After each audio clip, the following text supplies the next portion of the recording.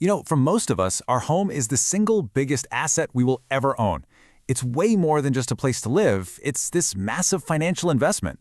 But that investment comes with some serious risks. And honestly, understanding those risks is the absolute first step to protecting it. So let's just kick things off with a number that might surprise you. Take a look at this. 1 in 15. According to the data, that's how many insured homes file an insurance claim every single year. Yeah, it's probably way more common than you thought, which makes knowing what you're up against absolutely critical. Okay, so knowing a claim is pretty common is one thing. But the real question is, what are the most likely threats? What are the things that actually happen to homeowners like you and me?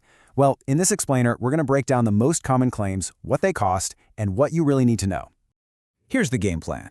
We'll start by splitting claims into their two main types. Then, we'll count down the top 5 claims you might face.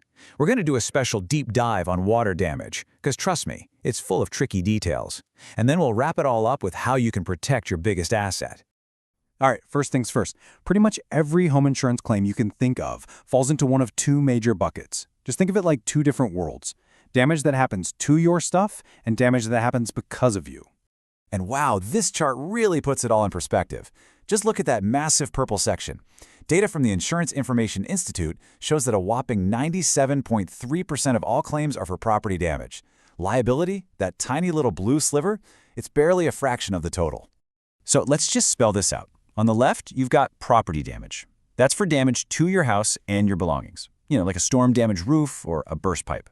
Then on the right, you've got liability. That's when you're responsible for harm to other people. Like if a guest slips on your icy steps or your dog decides the mail carrier looks like a chew toy. Okay, now that we've got those 2 categories straight, let's get to the main event.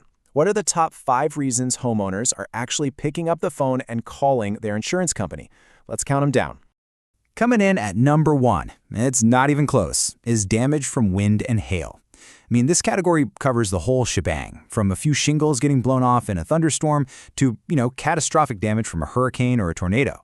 And the scale of this is just staggering. Just look at this chart.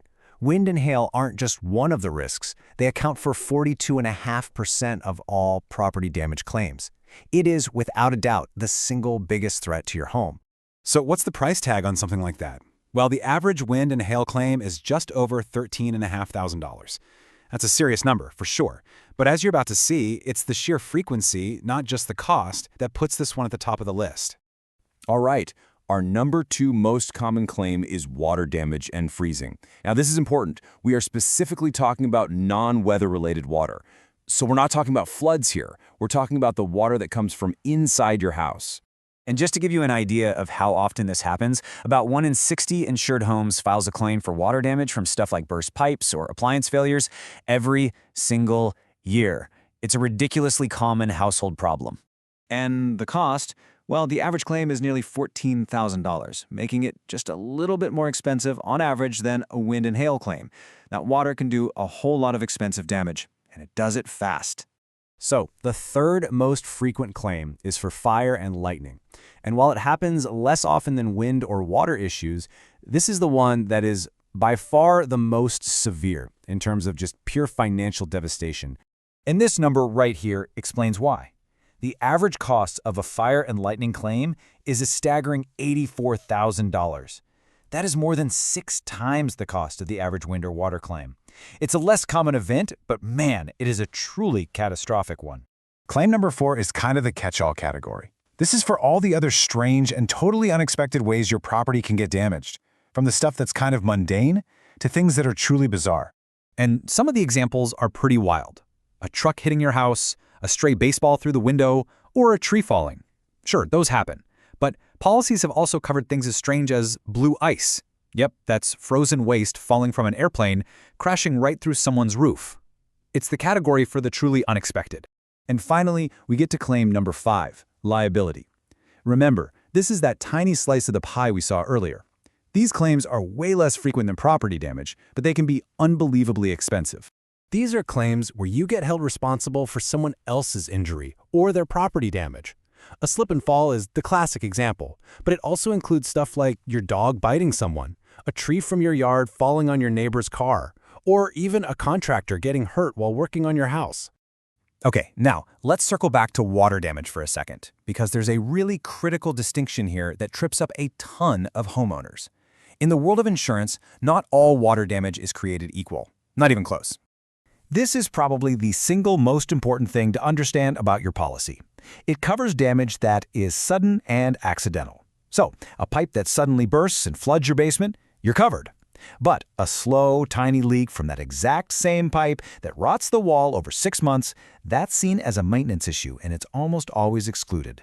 Sudden and accidental. Those are the magic words you have to remember. So let's look at where this stuff actually happens. These are some of the most common hidden culprits. You've got sudden high-pressure failures, like a washing machine hose just letting go. But then you have those slow, sneaky leaks from an ice maker line that can rot your floor before you even see a single drop. It can even happen outside your home, with tree roots crushing a sewer line, or inside with a simple clog in your HVAC causing a ceiling to come crashing down. Okay, so now that you know what you're up against, what can you actually do about it? Knowing the risks is half the battle, so let's talk about the other half, taking action and making sure your insurance is actually there when you need it. So what can you do?